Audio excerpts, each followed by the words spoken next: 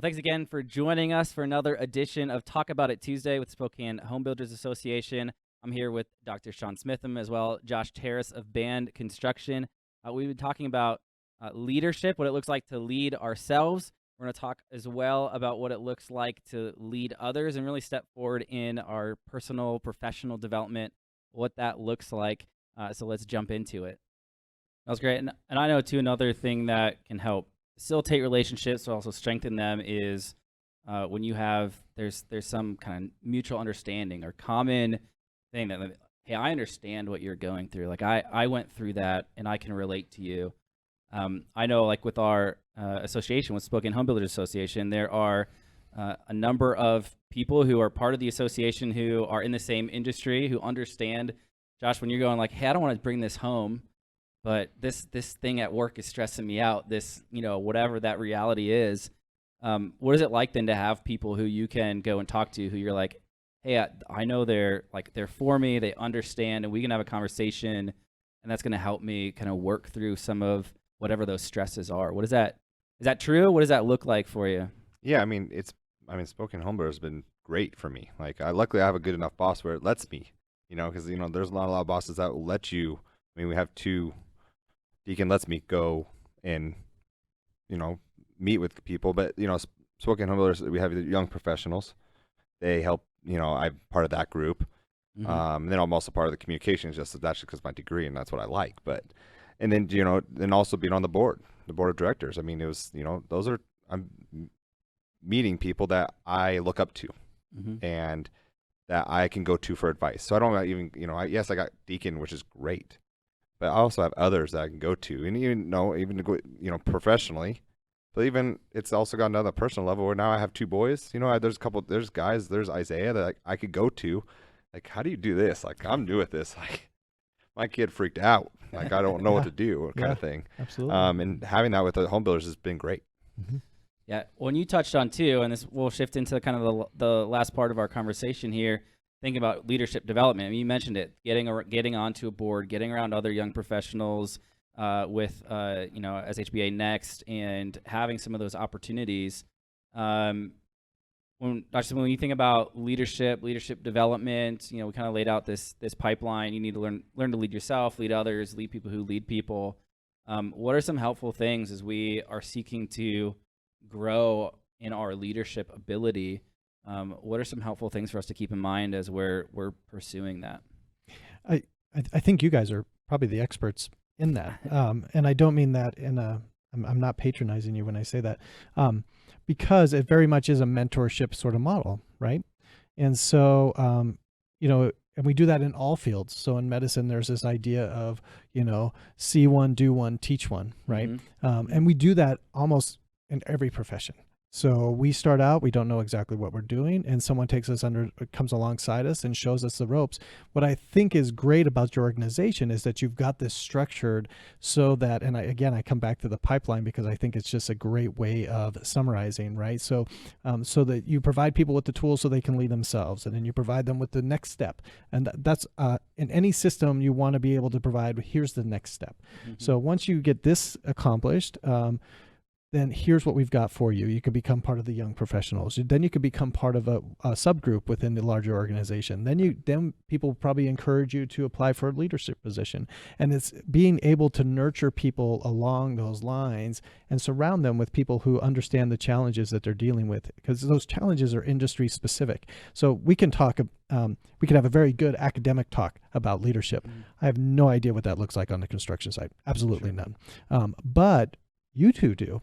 And so you can mentor people who are going to be struggling with those specifics.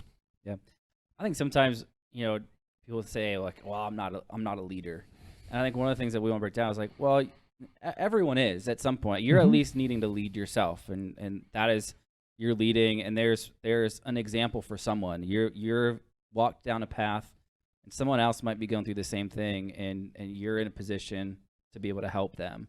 Even if you're my wife gets to be home with our kids, she's leading them. Absolutely. She's with them a lot. And so I think a lot of times we get this like, well, this leadership, I'm not Tony Robbins, so I'm not a leader.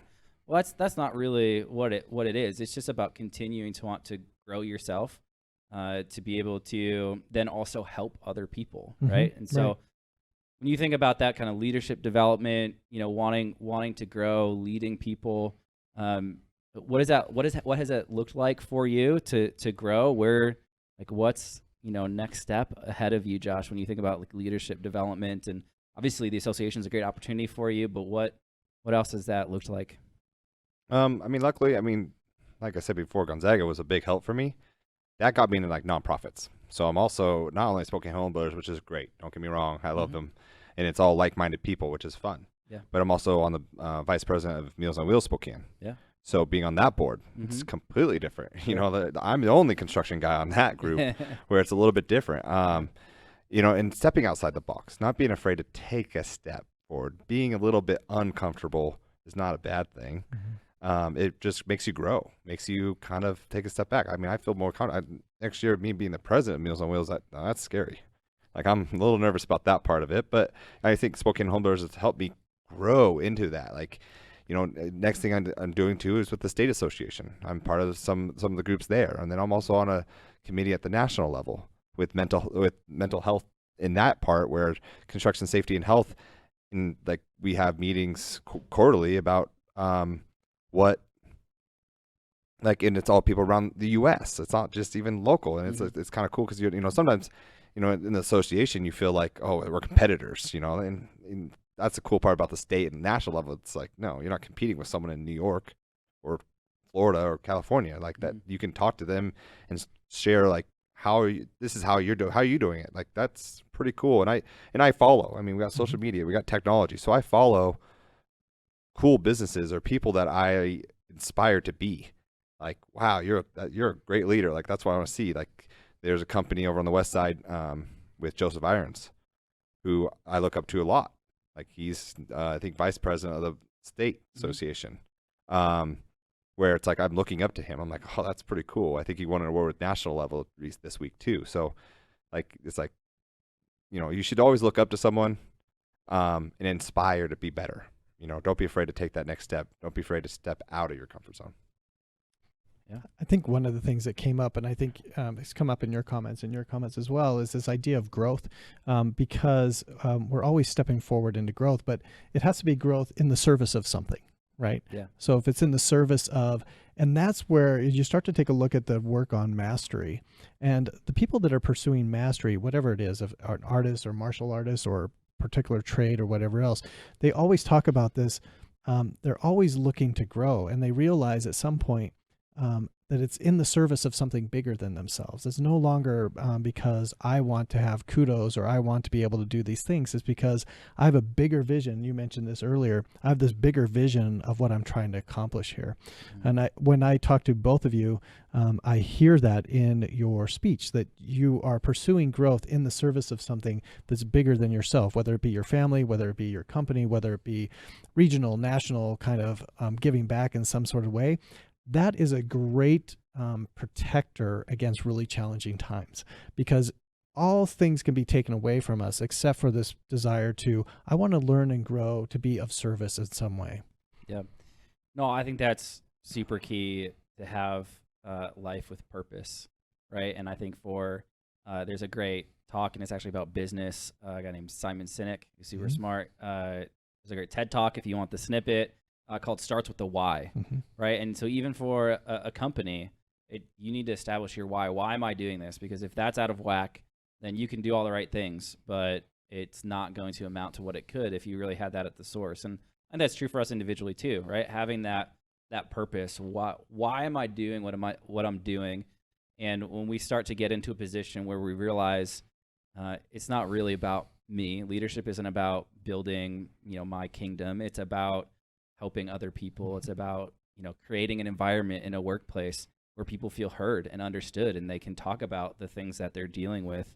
When it looks like, helping an entire industry grow or deal with certain issues. I mean, that's more we're getting to areas, I think, that, and again, we talk about like centering and focusing and that awareness. We realize, and if I make it all about me, then, that can go downhill pretty quick. But when we keep our perspective, I think it really helps when we're thinking about mental health. We're talking about leadership. I think it's really an important part of realizing, where that next step can go. So, Dr. Smitham, Josh Terris, Band Construction, thanks so much for joining me for this conversation. Thank you as well for tuning in. This is Talk About It Tuesday. We're talking about mental health, leadership development. Band Construction was here. So glad you joined us, and we'll check in with you next time.